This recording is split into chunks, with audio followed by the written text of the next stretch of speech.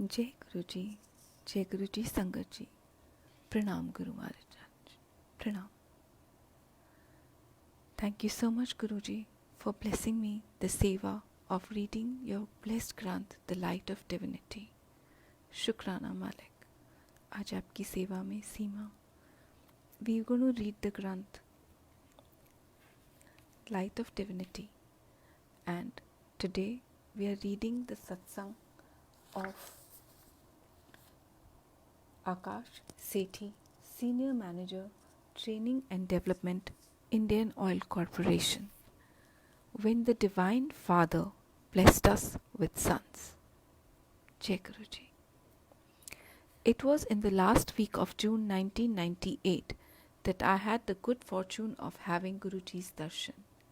My maternal uncle had been telling us about Guruji and the miraculous cure of his heart problem. My uncle had been advised to go for an urgent bypass surgery by his cardiologist. Preparing himself mentally for surgery, he had gone to Guruji for his blessings. Guruji had ordered him to sit near him and press his feet. Guruji then inquired about his health. Uncle told him, and then he sought Guruji's permission to leave and his blessings for the imminent surgery. Guruji told him that he need not go for the surgery, saying, I have already done your bypass. It was hard to believe even for a devout disciple like him, but he was happy that Guruji had blessed him. Next morning, Uncle went for his pre-admission tests. The tests revealed that his heart was functioning perfectly. His cardiologist, however, attributed the good reports to the tests having been done just after the patient had slept well. He directed Uncle to get the tests redone at a different laboratory. Again the results were the same. The doctor was stunned. Uncle related the night's happenings at the Guruji's to the doctor. The doctor was left speechless and could not but wonder at Guruji's divine intervention.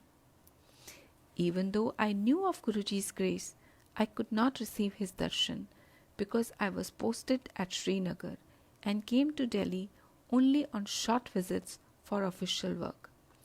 Fortunately, the next time I visited Delhi, Uncle conveyed the good news that Guruji was in Delhi and we could go to meet him. We went to the Empire Estate, Sthan of Guruji, the same evening.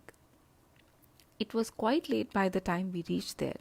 The last round of langar was on and Guruji had gone to his room for a while. We were asked to sit for langar and were with the Sangat when Guruji walked out of his room. The first darshan of Guruji. Walking gracefully, though unassumingly, into the hall, dressed in a black kurta, is still fresh in my mind. He recognized my uncle, observed us, first time was there, and came to us. He asked uncle to introduce us and then gave us chutti, leave, after telling us to come to the ranch, a farmhouse on the Gurgaon Mehruli road, for his birthday. First day and testing times. As luck would have it, the next day when I went to join my Delhi office, I was told to go back to Srinagar on temporary duty as the new in charge had faltered on service and a customer had complained to the regional office.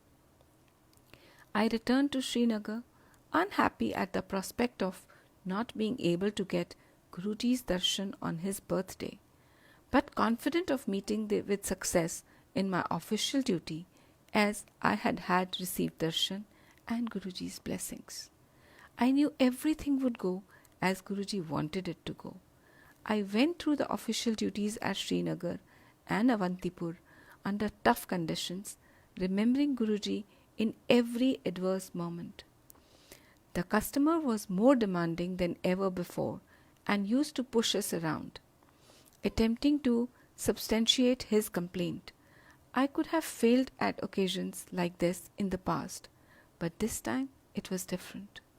There was an anchor I was holding on to and remembering him during every rough hour. Finally, after a month, The customer called me to his office and in front of me made a call to our regional office, telling them of the excellent service being received. He told them to ignore the complaint. An appreciation letter was handed over to me. I knew whose doing this was. I returned to Delhi, looking forward to Guruji's darshan. My family had gone for Guruji's birthday celebrations and had been regularly going to Empire State. They told me of many thousands of devotees who had come to Guruji's birthday and of the experiences the Sangat had shared with them. I thought, but would he bless us with a child? We had been childless for 7 years. Medical treatment, prayers and upais, remedies had failed. My uncle had suggested we seek Guruji's blessings. He had also related the experience of a contractor friend of his. You will get children, run away. The contractor had been childless for 16 years when he got Guruji's blessings. Guruji had told him, Puttar viditte, dhi viditti, hor isi saal. I gave you sons and a daughter too, and that too this very year.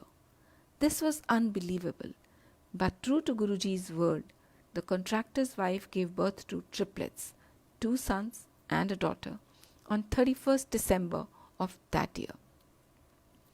Everything is possible with Guruji's blessings, but whether and when will he bless us? I wondered. We continued visiting Guruji regularly, but he never talked to us. The Sangat told us to have faith in Guruji. He will talk to you at an appropriate time. Do not go to him on your own to mention your problem, they advised us. One day, when we were sitting amidst the Sangat after the langar, Guruji gestured to me to come to him. Was he indeed calling me? Yes, it was me, the Sangat assured me. I walked up to Guruji, thousands of thoughts in my mind, but with no courage to speak. Ethe kyun aaya main? Why have you come here? He asked me. I mustered just enough courage to mutter, Guruji, I have no children. Guruji said detachedly, You will get children. Run away from here. Without thinking, I muttered, Guruji, I have not come to run away. Guruji looked at me and said, Okay, then keep coming every 8th day. This was something that surprised me to no end. I wondered how Guruji knew it was convenient for me to come only every 8th day. At that time, I was working in shifts with a 8-day rotation cycle. 2 morning shifts, 2 afternoon shifts, 2 night shifts, and then 2 days off, with only the evening of the first off day being convenient for attending the satsang. We started going for Guruji's darshans every 8th day. The members of the Sangat who had been blessed by Guruji used to narrate their experiences. This gave us hope that our desires would be fulfilled. Thanks to Guruji. But when? We used to ask ourselves. Also things were improving. My wife's job became permanent in November 1998.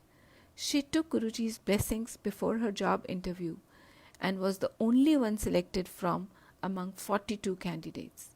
Our finances were also getting better. My wife and I continuing to get treatment for infertility without much success. The doctor had suggested a few attempts on intrauterine insemination, IUI, although she was not hopeful that it would work for us. She had stated that this would be followed by attempts at an in vitro fertilization, IVF, an expensive procedure. At the same time, I received a message from my company that I had been shortlisted for an entrance exam for an executive MBA program.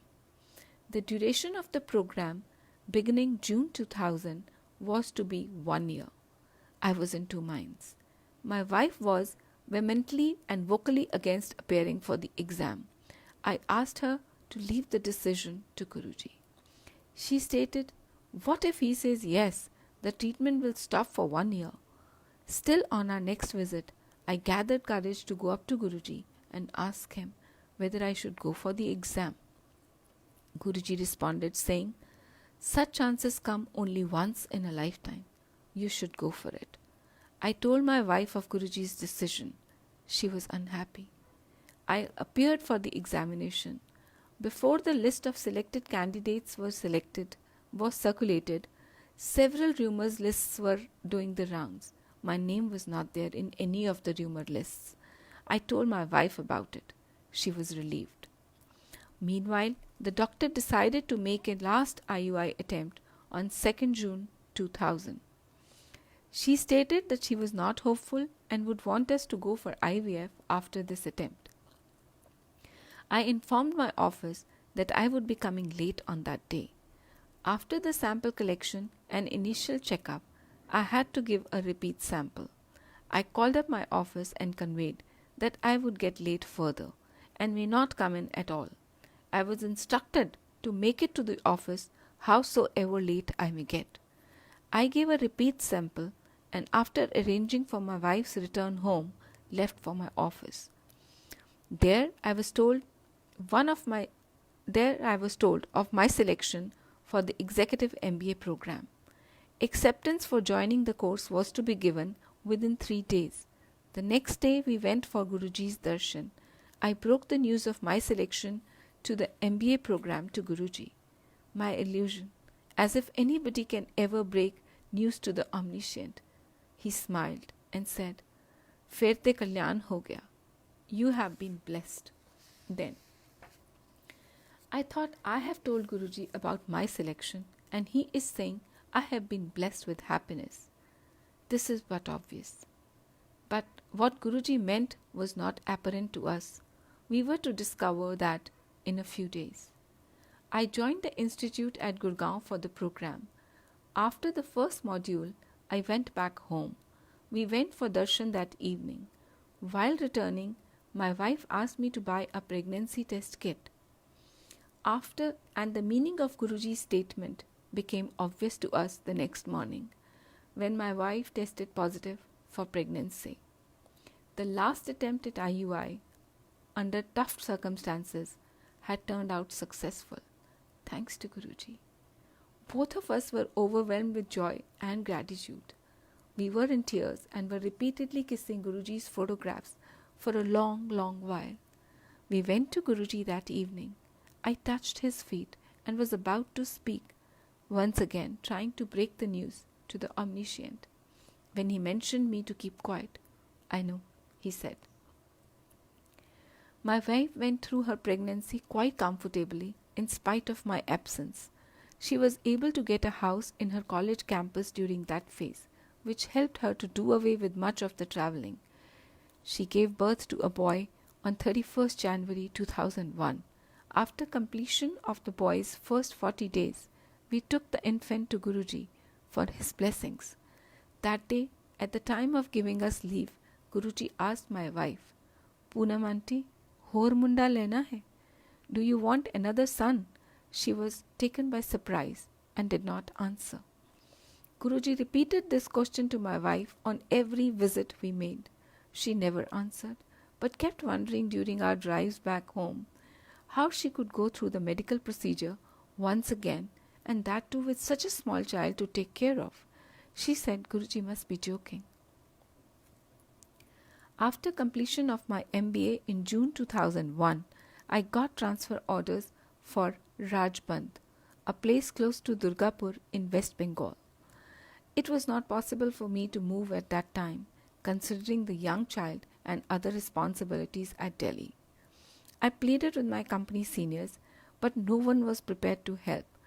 Disheartened by the apathy of my seniors, I was considering moving to the new posting without my family, after making arrangements in Delhi for their stay. We went to Guruji's darshan on the evening. That day, the last of the seniors I had been requesting had said no to me. That day too, Guruji asked the same question to my wife, "Poonam Aunty, hor munda lena hai?" She promptly spoke, How will I get another son if my husband goes on a posting? Guruji smiled and said, This is really a technical problem. Let me cancel his transfer. We touched his feet and went back home. 2 days later, one of my senior officers called up and said, You've been talking of your inability to move. Why don't you write your request out and fax it to me? I will see what can be done about it. I knew who had put the thought in his mind. I continued in Delhi for another 2 years after that, rejoining the office on Guruji's birthday, 7th July 2001. Guruji continued to put the same question to my wife one evening. In April 2002, she answered, As you please. The pregnancy test done, the next day was positive. This time it had happened without any medical procedure. During the course of this pregnancy, my wife once mentioned to me that she wanted a daughter this time and would ask Guruji for the same. On our next visit, she was about to make the request to Guruji while touching his feet. He spoke first time a son, and the next time also a son. She had her answer, and of course another son was born to us on 1st December 2002. Guruji christened the second son Ishuk. After the birth of our second child, Guruji once asked my wife whether she was planning to pursue a PhD. She replied it was too difficult to manage her studies with 2 children. Guruji repeated the suggestion to her, adding, Do you know PhD means pagal hone da dar, fear of turning insane. Again, the reason behind this suggestion became obvious to us much later when I got transferred to Mumbai. The only way my wife could join me was by taking leave for doing a PhD. On getting my transfer's orders, I went to see Guruji's blessings and told him about my transfer. He told me to go ahead. I spent 1 year in Mumbai without my family.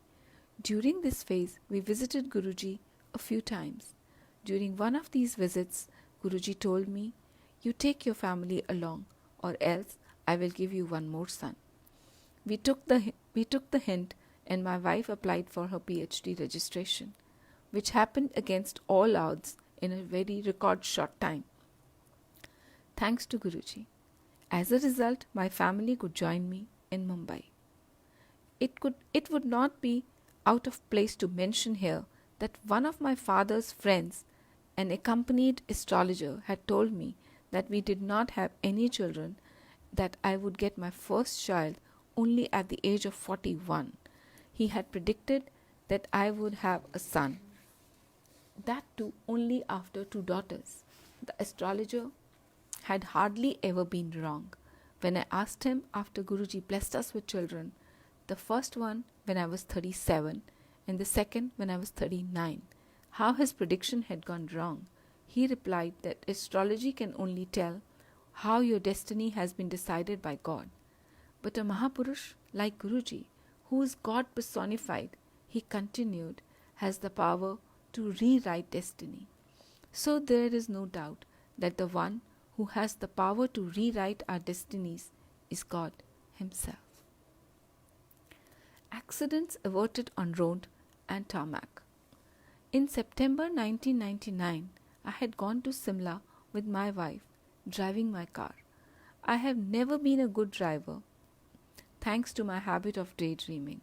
While we were returning from Shimla, we had a stopover at Chandigarh. The next morning we started later than planned, and that was bearing heavily on my mind, prompting me to drive faster than usual. We ran into a traffic jam between Ambala and Karnal. Our car was behind an earth mover, and there were several cars behind us. I was anxious to go ahead, but unable to do so as only one side of the road was operative, and the broad-bodied earth mover was blocking the view of the traffic coming from the other side. My wife was sitting beside me, her eyes closed, listening to Shabads on her Walkman. The earth mover was travelling at a very slow pace. My patience gave away, and I sped the car to the right side of the earth mover, intending to overtake it. Just as the car came parallel to the earth mover, I sighted the traffic coming from the other side. I saw another earth mover racing towards us. It was only a few meters away, with just a few inches between the two earth movers. The idea of the car being torn apart by the approaching earth mover, which brakes very slowly, and the noise of the crews of both earth movers shouting at me sent a chill down my spine. My wife opened her eyes and looked at me. Both of us could not do anything but remember Guruji. Suddenly I saw a gap in the divider on our right and swerved the car through on to the non-operational side of the road. Who else but Guruji could have saved us like that? During February 2000, while I was on duty at the airport, passing on from the night shift through to the morning shift, I went for the supervising refueling of Boeing 707. I found that the ground technician was working on engine with his flaps open, and our refueling staff was waiting for him to come and get the refueling started. I went to the technician, who said there was a lot of work to be done and he was single-handedly attending to the aircraft. Even the securing arm of engine flap was not working, and he had to make it rest on the step ladder while working on the engine. I heard him out and requested that he get the refueling started and then attend to his work. He asked me to go to the refueler and that he would follow soon. Just as I turned to go, he shifted his stance on the step ladder, not in my sight, and the flap of the engine dropped from the rest it was on and started falling down. I caught a glimpse of the flap approaching me with great speed and remembered Guruji. The flap struck my forehead and blood oozed out. I was conscious and was driven to the airport doctor. He looked at the wound and said, "God has saved you. A centimeter up or a centimeter down, the injury could have been fatal." This time too, I knew the God who had saved me. Saved in flooded Mumbai. On the day of the Mumbai floods, 26 July 2005, I was in office. Some of the employees left early, knowing the train services were disrupted. I went through my office work and came out at the usual time. By then, the employees who had left early to catch the trains had started returning to the office as the services had come to a halt. I had commuted that day by my car and was in two minds. Should I stay put or try to reach home? One of my colleagues came to me and said that his son was stuck in school, which was on our way to home. That decided it for me. I remembered Guruji and headed for home, with a stopover planned at the school for my colleague's son. As we tried to leave office, one of the gates was already smudged and a car had broken down in front of us. We went out through the other gate. The roads were underwater and it was difficult to get through. Braving the water and the jams, we reached near the school of my colleague's son in about 2 hours. As the buses were not plying, the school had made arrangements for the overnight stay of the students at the school. We learned. My colleague said that since his son was comfortable with his classmates and our ability to reach home was doubtful, he had decided to let the child be only at the school for the night. We decided to continue trying to reach home. As we moved on, we found that the water had come to such a height that it was not possible to drive through or return to office. I decided to park the car at a high point where I had parked it when my colleague had gone to his son's school and called home to say I would not be coming home. We slept in the car, and the next day I drove the car back home slowly. On reaching home in the evening, I found that all the cars parked in the residential complex had been smudged and required major repairs. The same had happened to cars parked at the office. The media spoke of people who had slept in their cars on the road, getting killed because the water level rose, trapping the occupants who had been unable to pull down the window panes or open the doors. But no harm had come to me, and neither had my car been damaged. All because of the one whom I had remembered just before leaving office. Only Guruji's kripa could have saved me that night, and it did. His grace continues after Mahasamadhi. In February 2007, on a visit to Delhi, I went to have Guruji's darshan. As I was about to bow before him, before taking his leave, Guruji said, "Tu Delhi वापस आ गया है? Have you come back to Delhi?" I replied, "नहीं Guruji, हाली ते Bombay ही हाँ." "No, I am still in Bombay." Guruji pointed to another person and said that he was talking about that man. But this was indication enough for me. Now, having some sense of how disciples' wishes were granted, that I would get my long-awaited transfer to Delhi. I got my transfer orders to Delhi in the end of March 2007. I joined the Delhi office after a month and moved my family to Delhi on 26th May 2007. We were fortunate enough to have his darshan a day later. On 31st May 2007, when I came to know of Guruji's decision to leave his body, I was shattered. Returning from Bade Mandir, I kept on thinking of the innumerable occasions when Guruji had blessed us with all that was not our due and that we were not even worthy of. What will happen now? Who will take care of us? These questions crossed my mind, and I did not have an answer. However, the one who had always answered all our demands, doubts, and prayers had the answers to these questions. I was to learn this in a few days. I had been participating in an intercorporate business stimulation competition with my team in 2005 and 2006. For 2007, the regional preliminary rounds were slated for 1st or 2nd June in Delhi. But after Guruji's Mahasamadhi, I felt I could not continue. I called up my teammates and told them that I was a much weaker person now and that they should not rely on me. One of them consoled me, saying that the Guru does not ever desert a disciple, even after leaving his own body. I, however, did not believe him because I was grief-stricken.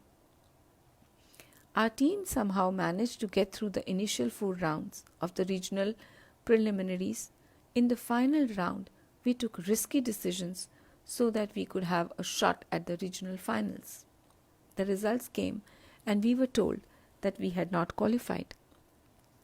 I pulled out Guruji's photograph from my pocket and said, "This is what is expected to happen now.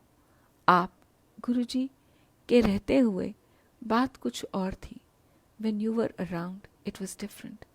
As I was looking at Guruji's smiling face in the photograph, my teammate, who was checking the results, said they had not fed our decisions correctly into the computer.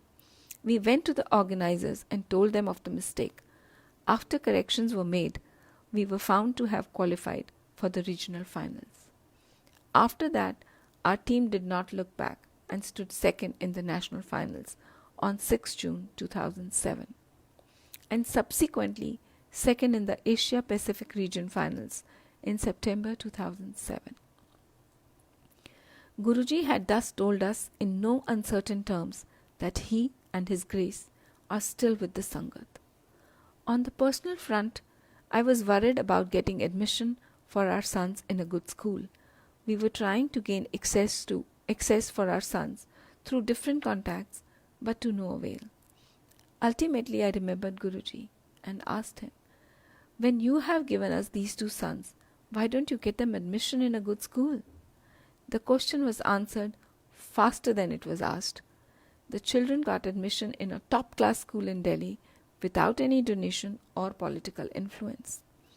When we had arrived in Delhi, we did not have a place from where my wife and I could attend our jobs and also look after our children aged 4 and 6 years.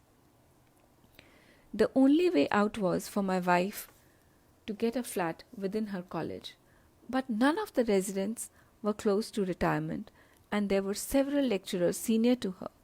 The flats are allotted per the seniority of the applicants.